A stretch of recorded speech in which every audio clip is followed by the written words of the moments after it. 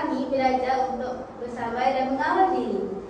Waktu yang dinanti-nantikan ialah waktu berbuka puasa.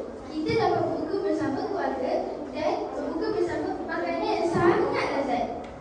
Selepas berbuka, kami akan pergi menunaikan solat Maghrib, Isya dan solat sunat tarawih di rumah atau di masjid. Di bulan Ramadan, kita perlulah banyakkan bersabar, bersyukur dan lain-lain. Marilah kita menghargai bulan Ramadan dan melakukan sebanyak mungkin amalan baik dan memanfaatkan bulan Ramadan dengan banyak kebaikan. Tunggu saya lagi. Selain itu, bulan Ramadan ialah bulan yang paling ditunggu-tunggu oleh umat Islam. Ramadan bukan sekadar menahan lapar dan dahaga, tetapi juga melatih diri kita supaya sentiasa bersabar dan bersyukur. Semoga hari-hari kita diisi dengan keberkatan, kesabaran dan kesyukuran serta melakukan ibadah amalan yang boleh kita lakukan. Assalamualaikum warahmatullahi wabarakatuh. Saya Syarifah Mairosna, MC Laylatul Qadar. Tahukah kawan-kawan, dalam Ramadan ada satu malam spesial, malam 1000 bulan.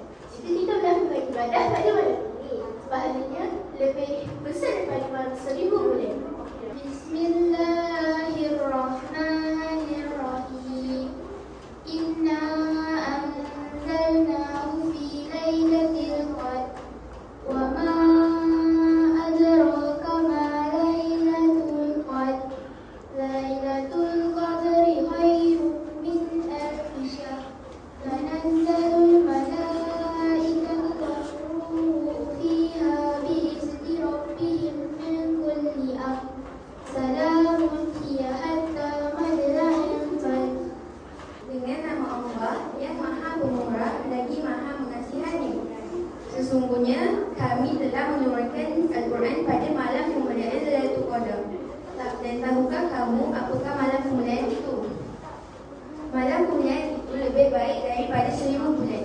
Pada malam itu, malaikat Jibril dan Roh dengan izin Tuhannya untuk mengatur